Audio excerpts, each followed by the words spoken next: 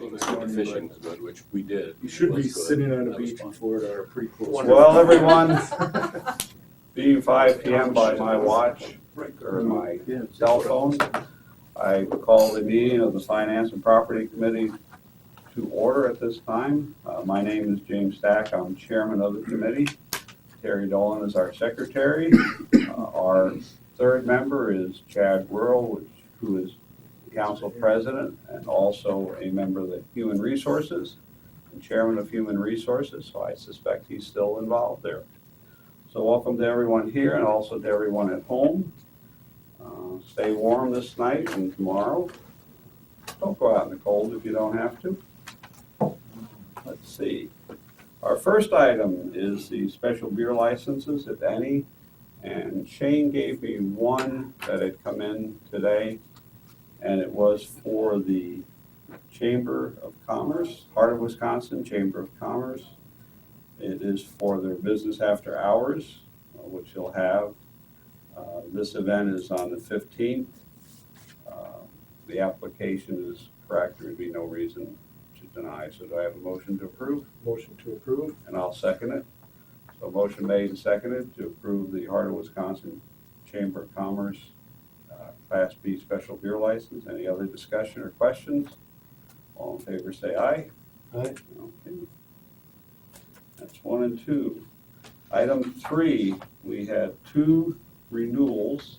The first is a renewal application for a pawnbroker, secondhand article dealer, and secondhand jewelry dealer license filed by Jonathan Reuter, doing business as E-Way Sales LLC, for the premises located at 3511 A Street South. And as I understand from talking with Shane Glazer, our clerk, there was no questions or comments, no problems with the establishment. Mr. Johns, Assistant Chief, isn't it? Yes. Do you, any questions that you were presented with? No. Okay. Then this would be, I'd ask for a motion to approve the request. Motion to approve your request for renewal. I'll second it. So the request is approved for renewal. Item 3B is a renewal application for a secondhand article dealer license filed by Michael Nichols, doing business as GameStop, number 3234, for the premises located at 930 Coon Avenue. And again, from the clerk, there was no concerns or questions about this, and all requirements have been met.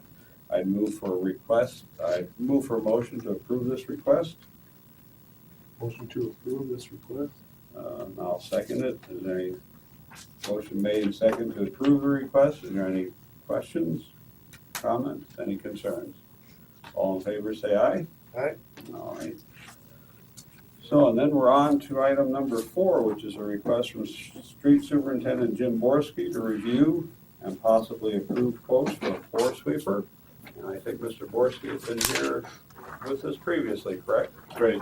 This is something we spoke about during the end of 2014. Yeah, we only had one quote last time. Okay, I got a second quote this time. all right, The first company, Fairchild Equipment, was quoting the advance, said their price was good through whenever we could get it approved, so. all right, The same numbers are in the column for the advance brand, and then the tenant sweeper came in a little bit higher. So I guess my recommendation would be to buy the advance. all right. And did you, any questions came up as you looked over the specs for each machine that each will meet your needs? The tenant didn't meet spec. It was close, but it didn't meet Okay. spec, and it wasn't enough to say it couldn't do what we needed it to do, but there were a few things where they were smaller than what we requested. Okay. And the advance will meet the requirements Yes. that you asked for? Okay. Is there a motion then to approve the floor sweeper scrubber by advance? The motion to approve the advanced purchase of the CS 7000 LP hydrant at a cost of $44,983. All right, and I'll second that motion. Is there any discussion on the motion? All in favor, say aye. Aye. Motion passes, And I'll okay? make sure I get the money in this time. All right. We missed about our minutes. Well, we do that from time to time, yes. You want another copy to attach to the minutes, or one enough? Actually, Jim's got right in the back here, so it's perfect. All right, Thank you. thank you, Jim. Thank you. Okay. Now, item number 5 was added at the request of Police Chief Boyer, and that is for an additional crossing guard for Washington School for the 2015 year. The location would be 28th Street and Washington Street. And we have, Casey Borkhardt, safety Casey officer, Rapid Borkhardt. City. yep, my apologies, I have it written in here, but, you know, You probably would have mispronounced it anyways. that's true, that's Let me true. introduce myself. Yes, thank you, and I appreciate that, and we have Assistant Chief Johns. Right, Randy Johns. Randy, yes, I know. All right. So you had been earlier speaking with Human Resources. Correct. A few, 6 weeks ago perhaps? Oh, that December, sounds right. was it? Yeah. Okay. And then why don't you tell us what the reason for this and why you're presenting this request, so the folks at home know. Sure. So it goes back a little bit, and I'll keep the explanation brief, but just to get a little bit of knowledge on where some of our evaluations are coming from now for our crossing guard unit. In 2007, the City Pedestrian Safety Committee was looking at different improvements and came upon a Safe Routes to School grant. So between 2007 and 2010, we worked on a 2-part grant process, which ultimately we were awarded an infrastructure grant, which included some education pieces, but also some infrastructure, some construction changes. So it was over $250,000 worth of improvements, which a big portion of that is going to go to sidewalks on Washington Street between Highway 54 and 28th Street North, to create more pedestrian traffic capabilities for children going to Washington Elementary School. Okay. So through that process and through our gained knowledge of Safe Routes to School, just the practices and just the research-based evaluation processes that they go through for similar things, we at the police department have learned a lot about our crossing guard unit and some of the practices that we needed to kind of refresh and improve upon. So we've made a lot of changes with our crossing guard unit. Since that time, we've gotten requests each school year from parents, from the school, of course, from the PTC there, to have a crossing guard. There have been other requests, such as last school year, there was a request from the PTC for a 4-way stop to be installed at 28th and Washington, and that failed just due to pedestrian and traffic counts being insufficient. And so there's always, every year, there's a concern from parents there. So now that we know that the Safe Routes to School changes are going to be made with the sidewalk improvements, it makes more sense for us to really dive into that and say, if we're going to really encourage more students to be traveling, there's then in theory going to be a bigger need to have a crossing guard there as well once we put the sidewalks in. So it makes the most sense once we install also to have that piece there. So we kind of looked at, are there any locations within the city that we could possibly eliminate and just move a position from one location, because we have 11 crossing locations right now in the city. None of those crossing locations service Washington Elementary School. So we looked at those to say, can we move any of them? Every year, our crossing guards complete a pedestrian count, and it's not scientifically based. It's not a traditional engineering count of any type. It's just them counting the kids that they cross. So we just use it as a rough estimate. And the ones with the lowest count are locations like 8th and Grove. Well, we know we can't eliminate the crossing guards at 8th and Grove, because even if we have 3 kids crossing there, there's no traffic control device. It's a 4-way highway. That just doesn't make good sense. Chasing the Expressway is also one that had some low pedestrian counts. Again, being a 4-lane highway, even though there's traffic control, the pedestrian control that is presently there is insufficient. It doesn't allow for lengthy timing for the pedestrians to be able to have a longer cross, so we need the addition of a crossing guard there. So kind of went through all those pieces to see if we could service Washington School with a guard without having to request another position. And none of those made sense. We felt that if we moved one, we would be just moving the problem to somewhere else. So that's what brought us to these conversations.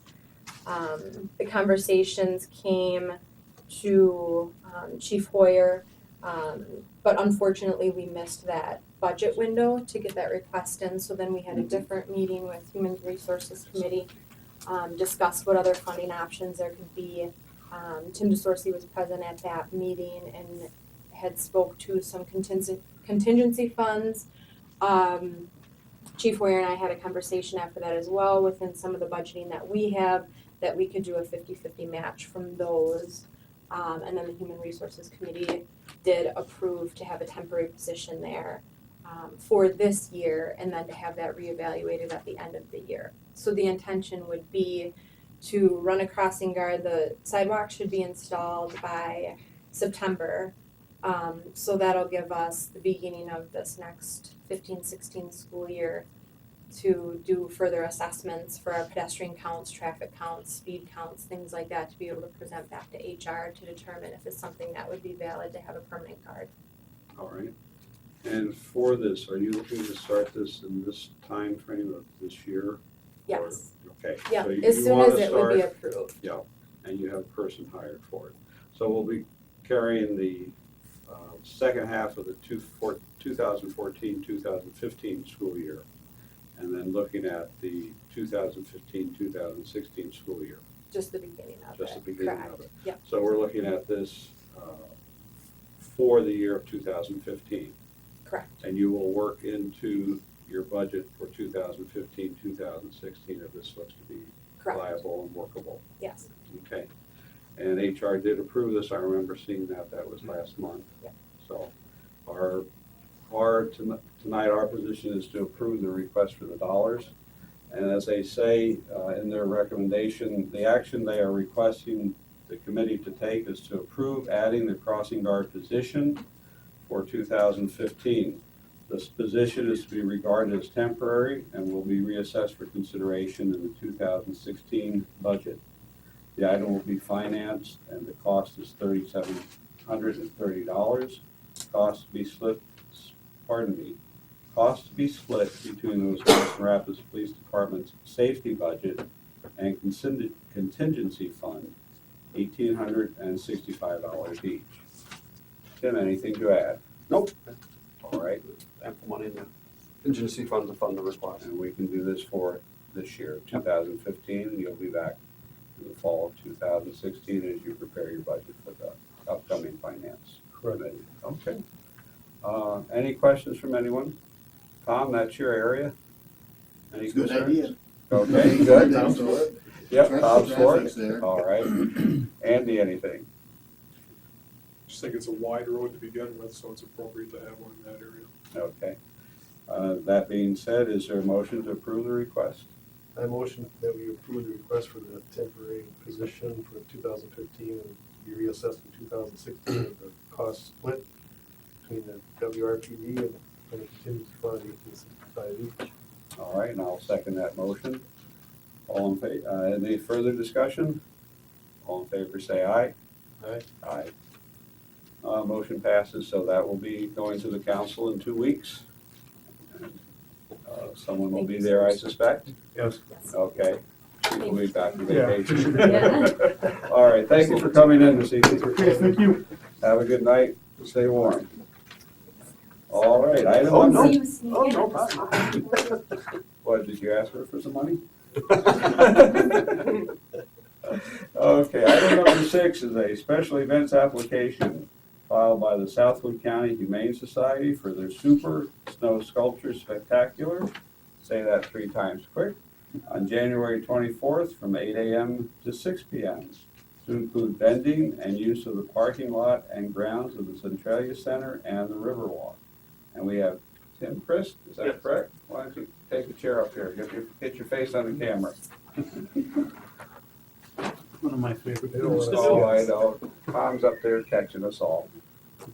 All right, so why don't you tell us what you'll be doing and how you plan to go about it again? I realize it's a common thing, but perhaps some people are watching tonight have not seen the presentation. That camera? Please catch us on one of them. Okay, we're going to have our, I think it's ninth annual, right? Super Snow Sculpture event. We'll have one large snow sculpture that will be 20 feet by 8 foot by 8 foot, and then at least 24, 6 foot by 6 foot by 6 foot. Okay. Be serving soup, chili dogs, hot dogs, etc. Have raffles, bringing pets in. We already have all the permits from Centralia and the county for the food, Okay, yep, and just this permit is outstanding yet, I guess. right, An okay, application. yep. And as you went through the process, you've done this before, I take it? Yes, And everybody was kind and neat and, yes, okay? No hassles? none at all. That's good, I'm glad to hear that. The next part would be is if you had it, so if it was approved prior, you would just go through, but I know you're working at it.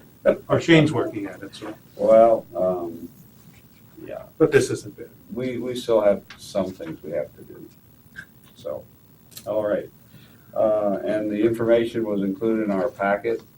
Any comments or questions from anyone here tonight? Okay, well, I certainly wish you success on that. You spoke about talking to Mr. Voller to get the snow brought in for you, Yes, okay? they took the snow away on the first one. I was a little worried, but I think we'll get some more. So Okay, we should be okay. And I saw there's a whole bunch by City Yard, so all right. we'll get that snow, I hope. And I'm sure Mr. Boris will be able to help you with that as well. I don't know, I asked him to left, so. I know, yeah. He'll be able to help if need be. So I'll make a motion then to approve the special events application filed by Southwood County Humane Society for their Super Snow Sculpture Spectacular on January 24th. Is there a second? I second. Okay, motion's made and second to approve the special events application request. Is there any other questions or comments from anyone? All in favor, say aye. Aye. Aye. Any opposed? And motion passes. Thank All you. right, thank you for coming by. Have a good evening. You too.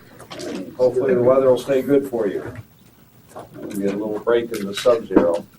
Or just be That's what we above, hope. be above zero. All right. Item number 7 is a request to partner with Incourage Community Foundation on a grant application to the Wisconsin Economic Development Corporation in the amount of up to $500,000 for the renovation of the former Daily Tribune Building. And we will have Cheryl, Chelsea, Missouri. Chelsea, and Cheryl. Oh, Cheryl. Well, they both begin with C. And you are? Kelly Ryan. Callie Ryan, okay. Well, who's going to present? I'd be happy to start. Okay, go ahead. All right. So just to give a little bit of background, the Tribune Building project began in 2012 when Incourage purchased the former Daily Tribune property.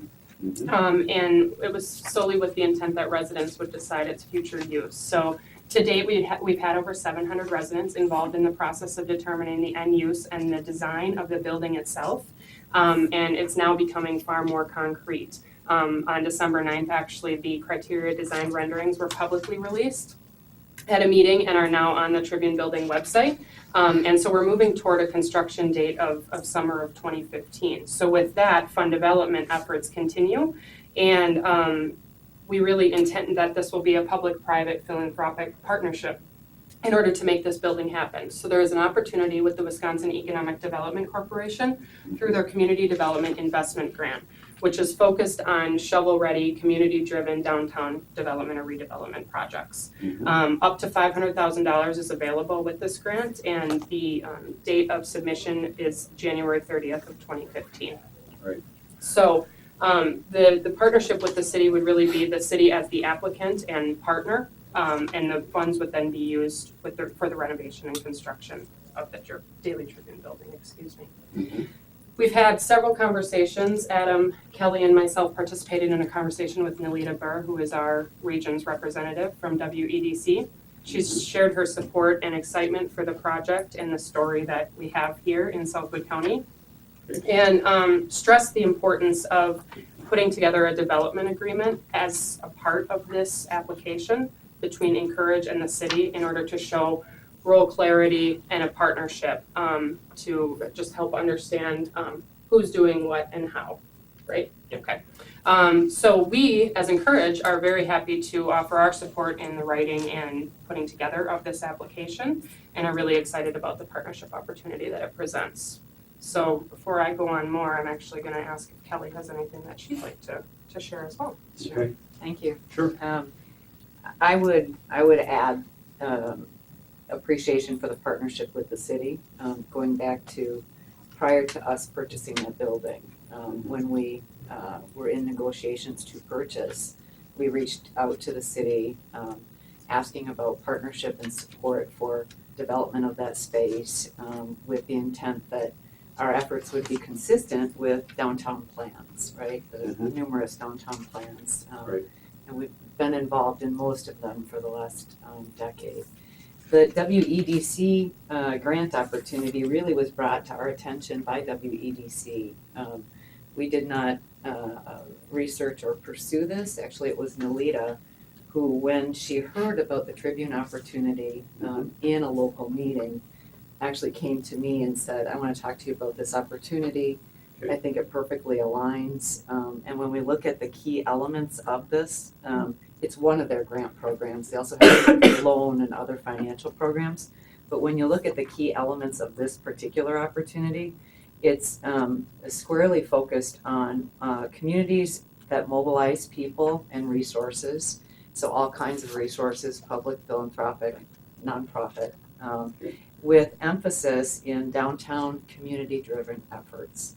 So a lot of the criteria on WEDC's side of the equation in terms of awarding aligns perfectly with this opportunity. And in our last conversation with her, her assessment of the region and the other opportunities in the region was that this really was probably one of the most closely aligned with this specific opportunity. Okay. So in turn, you're saying that your goals meet their criteria. Yes, that there's a Yeah, very so- close alignment with this project development, the project itself, and where they would like to place funds. Okay, so they'll be presented with a number of opportunities from different communities, and as they look at those, they say to you that this is what we would like to do with those funds. They say that Okay. this is a very competitive opportunity Mhm. compared to the landscape of what they see happening in other communities. Okay, when you do something like this on this grant application, is it a one-time or is it open to continue? Do they address that with you prior to the fulfilling of the application? Go ahead. Yeah, my understanding is that what needs to happen as we're thinking about timeline of construction is that nothing can happen on the building until an award letter is in place, which is typically 6 to 8 weeks after the application goes in. So it is a fairly quick turnaround, but in alignment of the timeline that we have coming up here with construction, Right. we would need to have this in hand before we can do anything to the building. But it would not result in an ongoing No. Grant relationship. It's a Okay. one-time. One time, opportunity. yeah, that's your, I'm sorry, That yep. was your One time, question. Okay, It's a one-time opportunity. Yep. one-time opportunity, okay. Yeah, and actually, if I can interject Sure. a little bit, the mayor obviously put together a memo, which I believe you've been Yeah, provided we with. did get it. But one of the things is the city does have to be the applicant, or community does have to be the applicant. That's why the request is before you, being a partnership. Okay. Our names on it encourages, we would be the pass-through for the grant funds. So just to kind of clarify that. And in talking with WEDC at some of the other things the city's looking at doing, one of the key components of this grant is shovel-ready. And so there's a lot of other things that the city's kind of juggling and trying to put together right now, and none of them are at that stage right now. So the city would potentially have the ability to apply for this in a different calendar year. So this doesn't preclude us from potentially attracting some grant funds to some of the city projects as well. So just wanted to clarify that as well. Run that by me again, please. Basically, so this grant cycle is for their 2014-2015 grant cycle. So as of July 1st of 2015, there would be a new grant cycle. So if Okay. the city had another project, we're obviously acquiring properties on the east side and some of those things. If we were at a shovel-ready point in late 2015, early 2016, we could actually apply for this same program.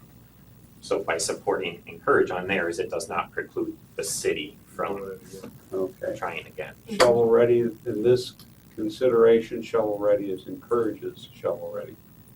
The ability to move forward with the project in a very short time frame, right? Yeah, so Okay. their ability to begin renovations on the Tribune Building. in this All right. instance. And then in July of this year, there's that opens again, that window of opportunity for a grant opens again. Correct. Yep, Okay. so if the city had another project, whether it's our project, another community partner who's looking at it to do a similar type of thing, as of July 1st, we could then reapply. All right. Is this area part of our TIF 7? This is within the TIF district, yes. This is within the TIF district. So work taking place in TIF 7 might meet the WEDC requirements for activity on that part of the city? Correct. To Yeah. go along with the work of Incourage? Mhm. Okay. So by being in the TIF district, that in a way is a plus for this project? Definitely. Can we consider it a plus? Not a minus, not negative. For this grant, I think if I recall from our conversation with Nalita said, be sure that you mention that it is in a TIF That's district. district. Yeah. Mhm. One of the Alright. things that they try and highlight is the financial need. Mhm. Well, one of the reasons we have a TIF district downtown is because we've already proved it's a blighted area and there's a need for investment. So that's why those two actually play nicely together. All right. Now, One thing Go to ahead. that conversation, on demonstrating need in that area. Mhm. The fact that we have been approved for a new market tax credit allocation of $6 million for the Tribune Building I saw itself. that in your information. That source of funding is only eligible, like a TIF is, to an area that demonstrates need. So Nalita was actually very pleased to think about the ability of WEDC state dollars to leverage some new market tax credit monies in Okay, the same project. all right. Okay. In your presentation that I read through, you spoke about a microbrewery and a cafe. And those are two things that stuck out. Are they still in your plans at this moment? They are, okay. And does the use of the building and the property figure in as a part of the grant application? Is that asked of the person applying for a grant? Yes, what they want to see is demonstrating leveraged investment by local and private partners. Yep. They want to see economic benefit, Okay, job opportunities, property values in the contiguous area. Okay. What would be the impact of investment there okay, in the surrounding area? okay. And we walked through that with Nalita. And she felt fairly confident that this was very well aligned. So in addition, if I could expand on the microbrewery and the cafe, Sure, the go local ahead. cafe, is that both of those pieces, we've hired advisors. Mhm. Okay, Right, I that saw we that in named your that in the information. update. Yeah.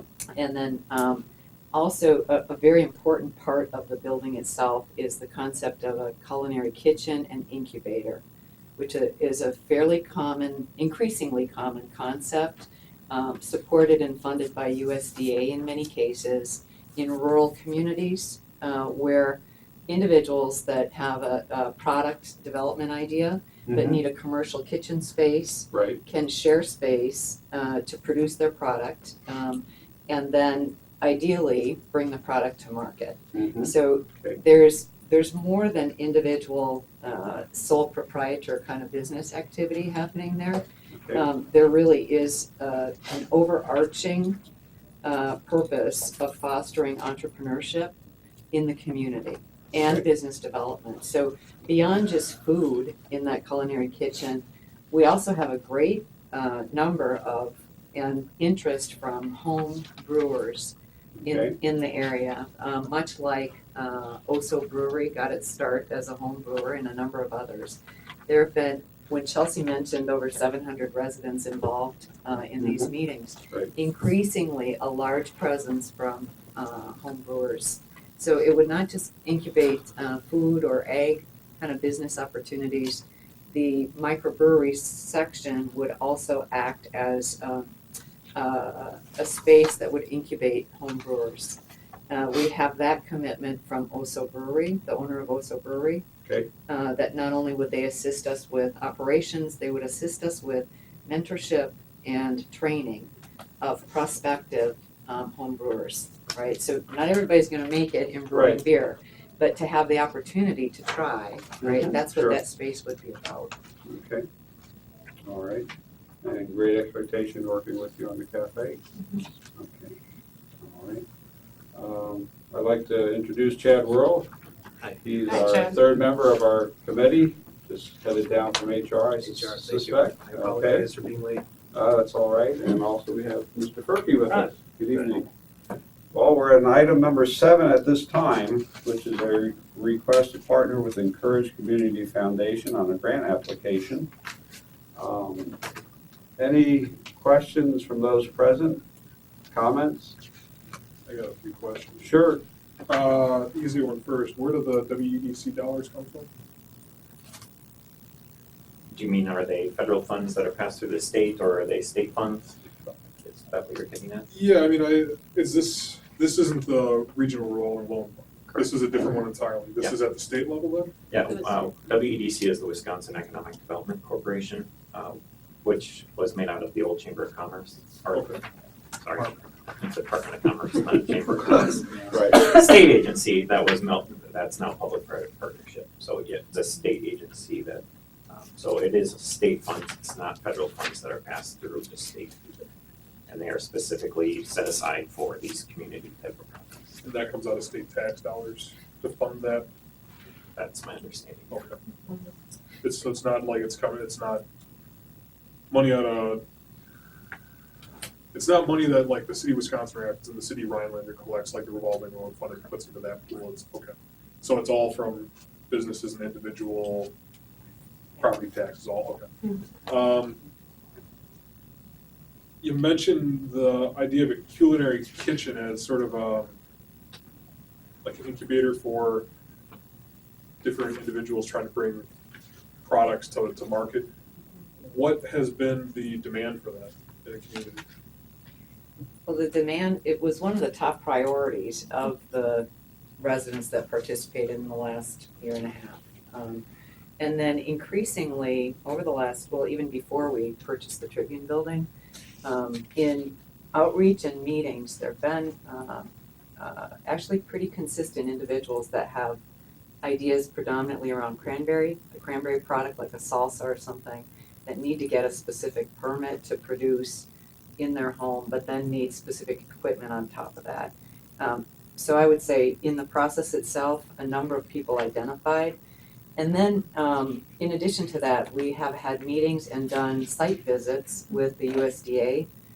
Stan Grzinski, that's the state director for USDA, actually supported 2 or 3 different site visits that we took throughout the state to see culinary kitchens in action that had been supported and funded by USDA. And we brought some local prospective producers with us on those tours. So there are actually people that are already Producing? producing Yes. or have already expressed that, this is, I actually need this. So it's Right. not just kind of a pie in the sky wish. No, this keeps coming back. I mean, it came up as early as 2004 when we were involved in something called the Community Progress Initiative at that time. And broad ideas gathered from the community over and over was that we have a really strong ag presence in this community and we have strong food assets. And that should help us foster creativity, entrepreneurship, new thinking about what can we do, with the assets that we have. Well, I think you know where the concern or the question comes from in mind. Yeah. And then the other one I had was, there are a lot of restaurants, eateries, establishments of that nature. What's the long-term viability of a cafe proposal? Well, yeah, what I would say is really the focus on local is what we heard as something that would be really important to residents that have come through this whole process. And we're actually, and I'm gonna let you talk about the partnership with Next Street that we mentioned in the update to the council, who are actually helping us in a partnership determine operation models and economic opportunities within the building. But I'm gonna let Kelly speak to that because of your, excuse me. So I would go back to your first question about culinary kitchen, that the presence of the local, the distinguishing factor is the local cafe, right? That it is sourced from local food as much as possible, much like Great Expectations operates their business right now, which is really why they have been selected as the advisor to that local cafe concept. The marriage of that with a culinary kitchen that focuses on food and ag opportunities really is a very nice synergy between a cafe that sources local food from local farmers, and we think about things like value chains, like who's producing this food, is it local, is it contributing to the economy here, or are we ordering butter that's produced 100 miles from here but has to go to Texas through a commercial supplier like Cisco Systems before it comes back to us, right? Sure. So it's that whole concept of creating a framework around local assets. That would be the real distinguishing factor in that cafe presence. It's not to create a competing entity to any existing residents. It's really to showcase local food products, to have entrepreneurial activity, perhaps feed between and across, right? So there's conversation actually happening between OSO and Great Expectations about how could we then think about marrying beer into product, et cetera. So it's more than just a standard cafe presence is the vision for it. And I kind of take it that a lot of these ideas are still kind of, you got a central theme and you're trying to kind of flesh it out a little bit more as time goes by here. And this has kind of been one of the things that I've seen, read, heard, is everybody's for the overall idea of it, but there's been, some people have said, well, how dare they come in here with this idea and get, state, federal, or city funding for something that's going to compete with my business or my friend's business or something along those lines, So, and that happens all the time anyway. But and then on the side of the microbrew, so you're not actually talking about an operation like OSO's or Central Waters. You're talking about essentially individuals renting.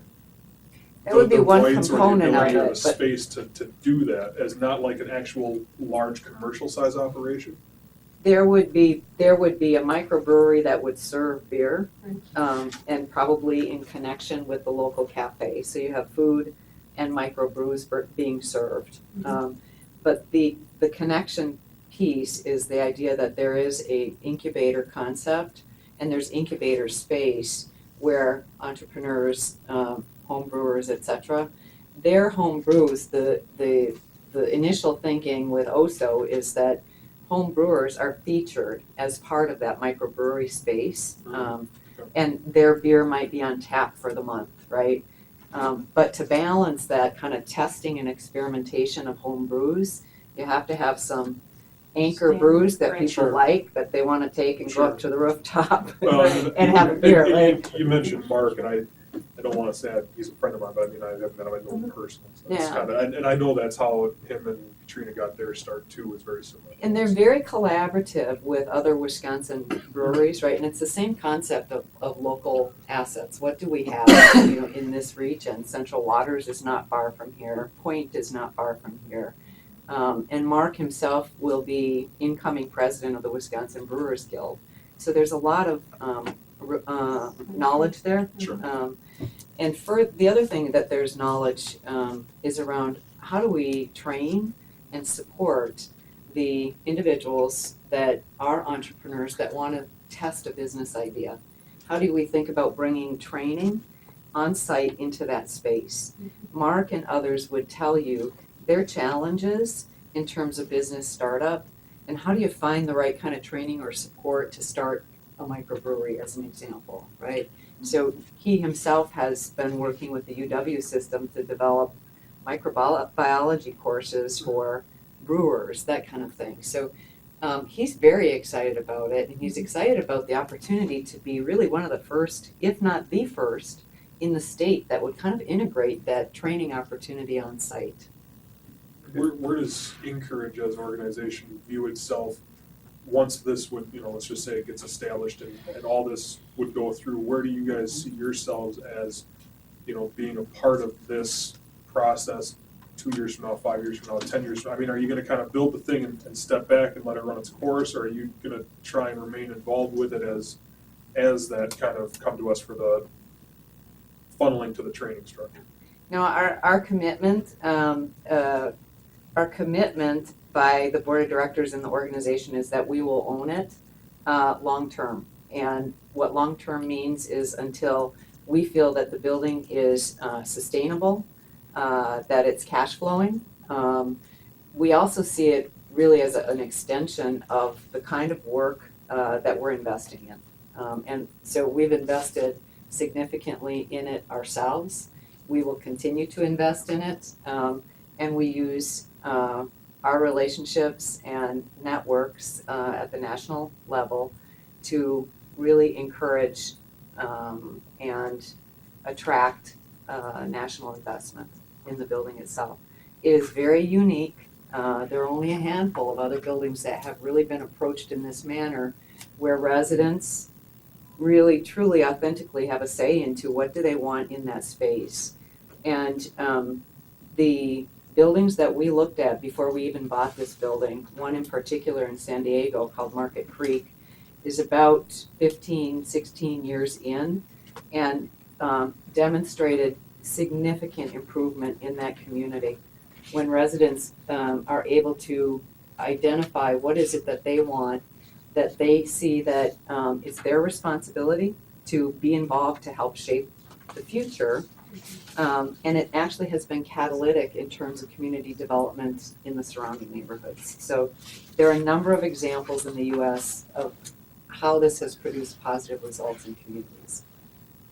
We think it's about a whole lot. I mean, I said this at every single meeting that we held for the Tribune. It's not about that building. This is about people in this community finding their voice, right? Getting involved in shaping the future of the community. What kind of economy do we want? Getting involved in the democracy, right? In civic engagement processes. It'd be great to see more residents in this room or at common council meetings or running for office. So that's a much bigger vision and strategy here, is that we help residents see that their participation matters. The building is gonna be fabulous. Trust me. I mean, really, you can't, some of you have participated in almost every meeting, and we are very appreciative of that. And when you have the opportunity to go on top of that roof and see that really stunning view of the river, that is something that should be accessible to every person that lives in this community. It gives you a different perspective on the community and the opportunity and the assets of, where we live. It really is quite remarkable. Thank you, Jude. Thanks for the questions. Sure. Any other questions or comments? Yes, Tom? The plan, thought, everything is terrific. I guess the bottom line, at least with me, is what is the city's expected, other than name and the grant process, what is the city expected to do, money-wise and whatnot? Because I think that should be addressed before we go further, at least to me. So what is expected from the city, dollar-wise, acquisition of other properties, or whatever? Well, I mean, in a way, there's kind of two different moving pieces here. One is the grant application itself. As far as city funds and participation, there are matching funds required for the grant, but those would be provided by Incourage. So there would be no fiscal cost to the city for the grant application. The other moving piece out there is the development agreement, which was referenced a little earlier, that WEDC has said is a key component of any grant application, is the need to show that there's city participation. That is a document that's being worked on and would be coming back to finance in the near future. And that is the document that would identify any city participation, whether that's financial, whether that's land-based, whether that's providing parking, all those type of things are potential. It's up to the council on what they would want to submit and or include as part of that agreement. What has started off the discussion on that agreement is basically parking, because there's a need for parking on it, and the city-owned parking lot is next door, obviously. So that's kind of what got the ball rolling. Where that'll end up is up to the council. So I don't have, I'm sure, there's not any, nothing has been committed to. Phrase that. What's in front of us is part of them on the grant. At this point, he has to partner with them on the grant. But as a part of that partnering, there would also be from the city you just spoke of a commitment in some way. And that commitment does include dollars in some way or activities by the city? It can. Okay. Again, it's up to the city council to determine what type of participation you want to do on. For the grant application itself, there is no requirement for dollars. There is no requirement, technically there's no requirement for an agreement. In the discussions with Melita at WEDC, she said an agreement that outlines how the city's participation is helpful, mainly because would the state want to participate in a project that the city is not participating in some manner, or having an agreement outlining that. So that's where that agreement comes from. It could be as simple as a lease agreement for parking on the existing parking lot. It could be more. It's just, Okay. that's.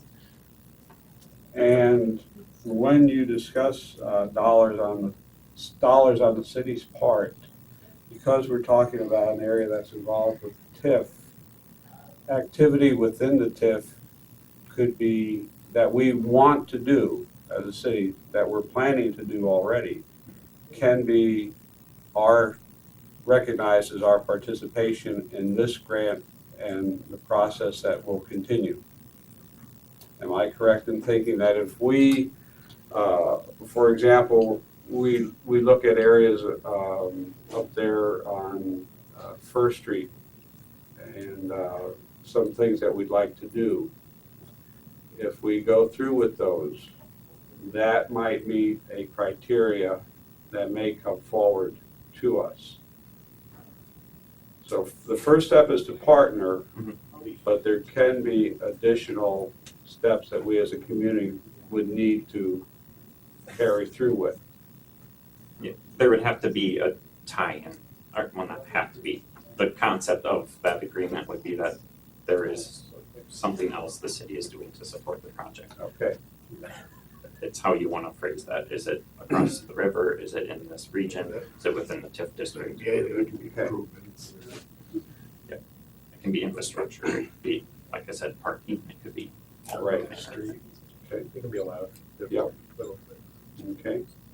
Because always a question is asked of an alderman or even the mayor is, well, how many dollars is this going to cost me? Okay. Yep. So we've set our budget for 2015, and I know Tim is always aware of putting some money in for contingencies. So, and we already spent some contingency today. We just spent 18. Yes. So, Yeah, okay, that'll come up in discussion with folks who call us or talk with us as aldermen. Yep. Okay. but bottom line is for the grant application We're not. itself, there is no cost for the grant application. And it's just that we acknowledge them and that we are partnering with them for this purpose. Putting our name on the application. Putting our name, yeah. And we've done that with other things I know through the years. I know Sue could probably address a couple of items that we've put our name to as a party to an action. All right. Mr. Worrell, anything this evening? Okay. So is that Todd? And I Yeah. said Todd, right? didn't You I? said Todd. Okay. I guess starting this process or committing to this process, or I guess I would want to be reassured that we're not going down a road that we can't somehow stop or turn around if we we decide it's getting too costly for the city. Correct. Okay, so I guess that would be an issue that I would have if it's donating some city-owned parking lot or something like that. I guess I surely wouldn't have a problem with that. Spending thousands of man hours, I think I probably would have a problem with. So that would be my concern. Okay. Anyone else? Questions, concerns, comments? Okay. Yes, Tom? The developer's agreement, how,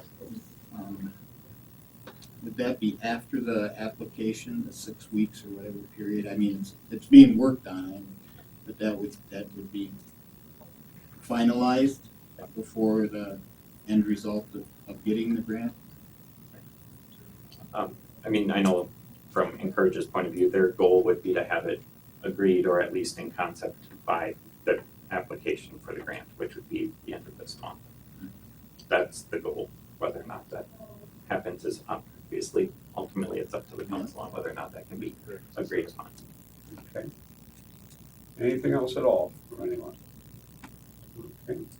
Well, then I would entertain a motion on the request to partner with Incourage Community Foundation.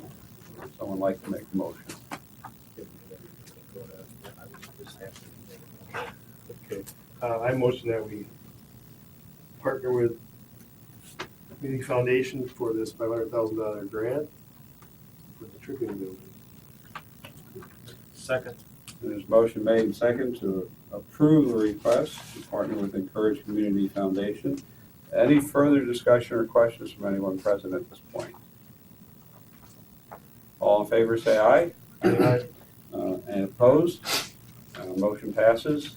So this will be presented to the council in 2 weeks at our regular council meeting on the 20th. Yes, it'll be the 20th. We thank you for coming by and explaining to us what it is you would like to do. Okay, thank you. Thank And Chelsea. Yes. You got it. Missouri. Missouri, okay. Yes, I did see you on TV, I got John. but I just did not get the name right, and I apologize. Ladies, thank you. Thank you. And did you have any Thank you. questions on this item? Thanks, Okay, ladies. all righty. Thank you very much. All right, we'll see you in 2 weeks then. All Sounds right. great. We'll be there. Thank you. Okay, and thank you. Item number 8 is a contract proposal from Ehlers and Associates to amend the tax incremental District 7 project plan. Adam or Tim, who wants to lead on this? No, I will. Okay. Tim did the original plan wrong, and now we need to get back to it. I didn't do the original plan. Some planner will. No, I think you all have a copy from Ehlers and Associates. Yep. To contract to assist the city in going through a plan amendment to TID number 7. The primary reason for going through the plan amendment is that when it's basically the changing priorities of development, riverfront and downtown development from when the plan was originally approved back in 2005. Back in 2005, the TID number 7 was created, mainly being driven by, at that time, a proposed condo development downtown. And then incorporated in that TID plan were other projects such as the chemical plant relocation, the foundry relocation, relocating the railroad tracks. Yeah. And reconstruction or street construction of the downtown. Well, kind of now we're into this where we're kind of we've had some changing priorities. The city has now started to acquire some property on the east side of the river. We're looking at riverfront development. I know this later last year, we talked about putting in some new railing and things like that. Obviously, we have the Tribune project going on. So the thought is that to make the plan a little bit more flexible, take advantage of any increment finance that we could use, is that we go through the process to really update the projects that we envision now for the downtown and riverfront development. All right. And others would assist us in doing that. And basically that involves them, as you see, they have a 3-phase proposal here. Phase 1 would be the feasibility analysis where they just kind of look at it. Is this feasible? Is this appropriate use of TIF financing? Okay. phase two would be the actual development of the project plan, going through all the different projects that we envision that could happen in the downtown. And then 3 is the actual state submittal, where they submit it to the state and they go through and make sure that we statutorily did everything correct and approved. And then as you see in the proposal, at any time at the completion of each phase, we can end the process. If we kind of go through the feasibility stage, doesn't really look like it's something we want to proceed with, we can stop that and we only incur the cost of that phase, and we're not committed to the residual of the contract. And looking at this, phase one was the $14,000, phase, project plan that.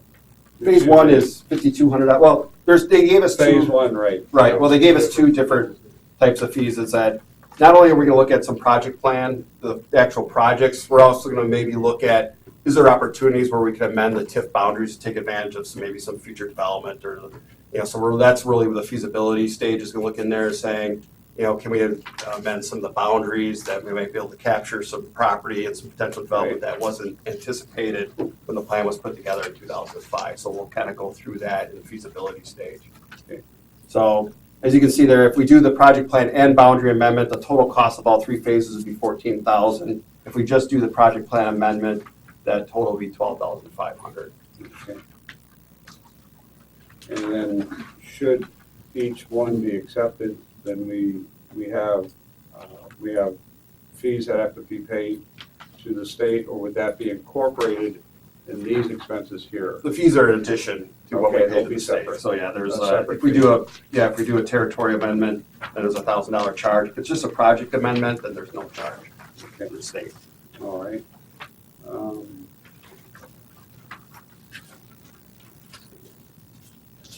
Has anything come to mind for you, Adam, as you sat down with Taylors and began talking about this? Anything comes to mind in particular at this point? Well, I think one of the biggest things is if you look at our riverfront plan, for example, that was adopted in 2009. This plan was done in 2005. So a whole another round of community involvement and planning was done since this is done. An example of that is the east side properties that we're in the process of acquiring. Those are not referenced at all in the current TID plan. So if we wanted to make those any improvements or things associated with that ongoing process eligible for TID, we really should have it in the plan. So that's kind of a in-your-face type of one.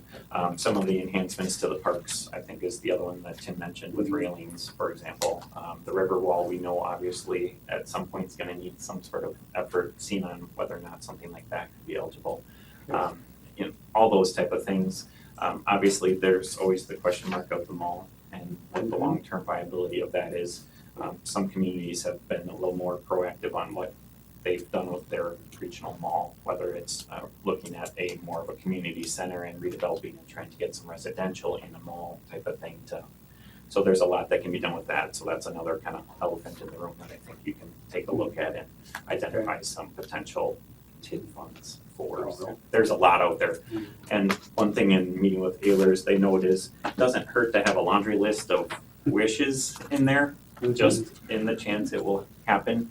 So it's better to be a little more broad, and I think the previous version was fairly precise. I mean, it was focused on several major projects and not a lot else.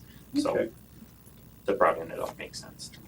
And, the important thing, remember, just because the project's in the TIP plan, it still has to go through the approval of the budget process and through the council. And also with the process of updating the plan, I mean, the first step is that, the planning commission holds a public hearing, and whatever the proposed amendment is, planning commission has a public hearing, then it's approved by council. Then we convene the joint review board, which is representatives from all the overlying taxing jurisdictions at the school board, county, mid-state, and then they have final say and approval of it. Okay. And let's see. The time frame for something like this, the approval by the council, Ehlers will come back to us in 6 months. And we were looking at, if this was approved, we could get started in probably February. It'd probably be, depending on, how long it takes to kind of put those ideas together. Okay. I mean, you can turn it around in 3 to 6 months, depending on what your timeline is. It has to be approved by, I do believe it's October, somewhere in the October area to be effective for 1/1 of 2015. So any project that's approved or if we go through and the amendment gets approved, any project would be effective as of the first of the year, be eligible for TIF funding. Okay, all right. Any other questions, comments? Yes, Tom? Why Thank not? you. No. No, just so it's clear in my mind, and it go forward with the thing, I support, but in part, the sentence with the city would have the right to terminate at the conclusion of each phase. Mhm. I guess what's in my mind, who makes that decision? They're I they're invoicing each phase, right? So Right, I mean, I guess if we could bring it, I mean, we'd probably bring it back to, because obviously if you approve to go through this process, we'd probably come back to the council, the I'm finance not saying committee there and would say, be, I'm just. and saying like, here's what, the feasibility phase goes, we're not, our recommendation internally or staff is not to proceed, and then you would ultimately make that decision. Okay. Anything else from anyone? All right. Yes, The properties, I don't know if have we come out and said what property is for the acquisition? Yeah, we purchased the building that has the USDA in it, and we purchased the building next to the roundabout, so those two properties have been purchased. Okay, good deal, so I'm not blowing anything out of the water. yeah, I was just curious if those properties actually lie within the boundaries of the TID now. They do? Yes. Okay. Is there any, and would this allow us to remove properties as well from the TID? Are there any properties that we're looking at or have considered dropping out of the Oh, yeah, TID you or could, adding yeah, to? you could add or subtract from Right. the TIF boundaries. I mean, yes. is that on the radar now where we've said, man, this section over here doesn't fit, but this one really does? Yeah, I mean, you We could do that, I already- mean, that's what the whole feasibility, that's Right. what we're gonna be looking at, Okay, so we haven't really identified anything like that yet.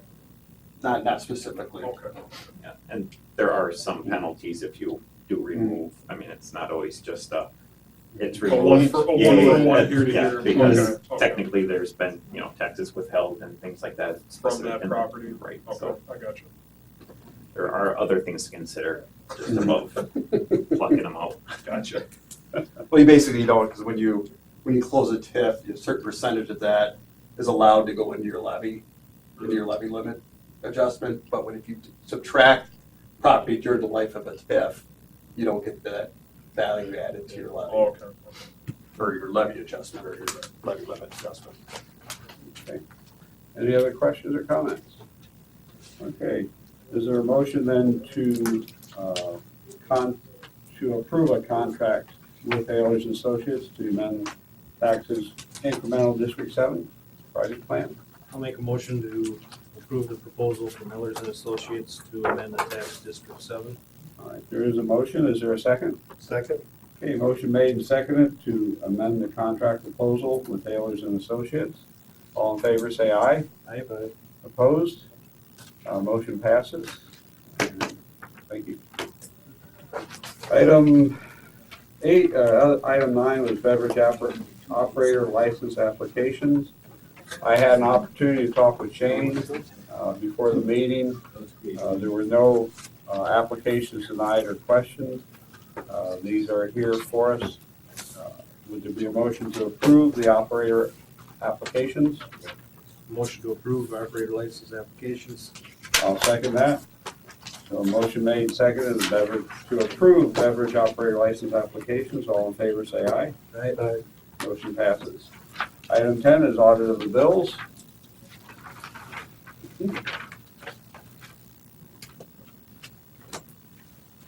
Anything outstanding in there, Tim, that you would like us to be aware of? The fuel bills are lower. Ah, It's yes, amazing, we just ordered diesel fuel for $1.65 a gallon today. did you? It's amazing. Wow, yes, it is. They are.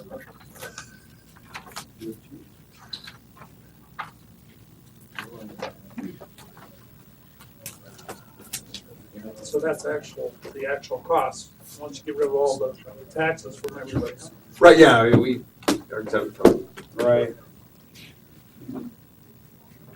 Excellent. I had seen it on It's like the, too many cockroaches in the mouth, too for pest control. that's probably something. Yeah. Is that right?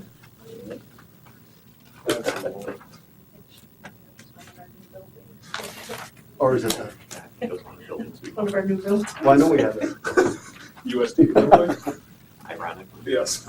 Where was the Kastner excavating and trucking, utilized?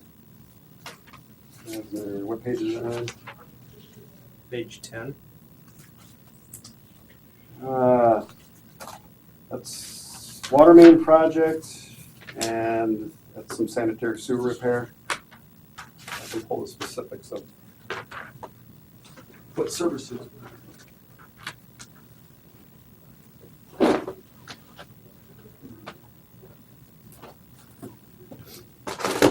Uh,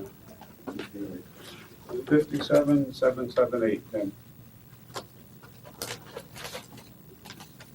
57,778. Mhm.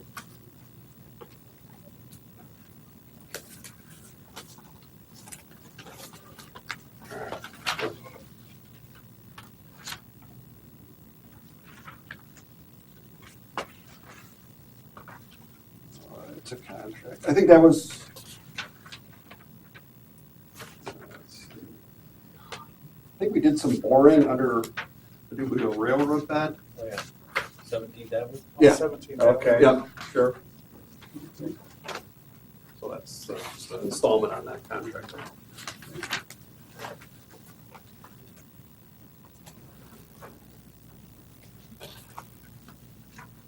What's that rotary one? Page and check number? Page 13, check 57810. 57810. Yes, sir. Pour a little salt in it tonight. To the Rotary Club. Meal charges for October. Who's that one for? Specifically? The mayor. Oh. Just not an answer. There's cookies in there too, you missed that. Is there cookies? Oh, well, it must have been hidden by the sheet cake.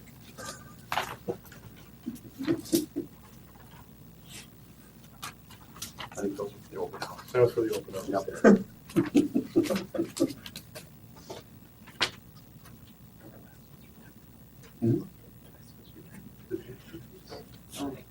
Oh,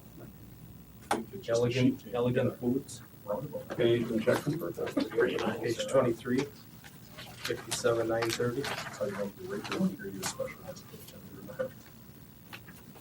That's what they use repair. Well, it's $800 or something. Did you see the cake? Did you see the cake? Yeah, it was a roundabout cake.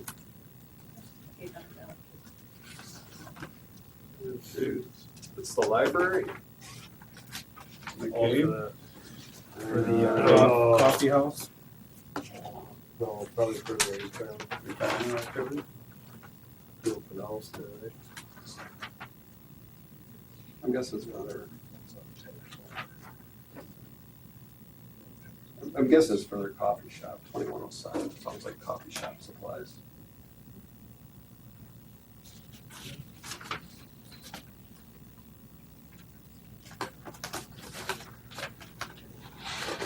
What would you use spring green for this time of year? The library, they must do, I think they also do their snow clearing for the library.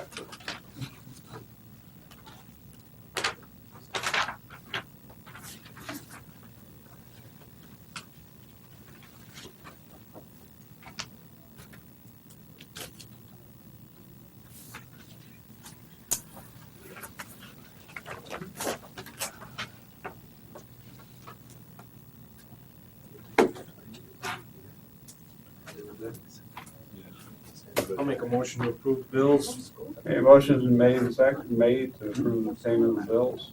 So there's a second? Second. Motion made and second to approve the audit of the bills. All in favor, say aye.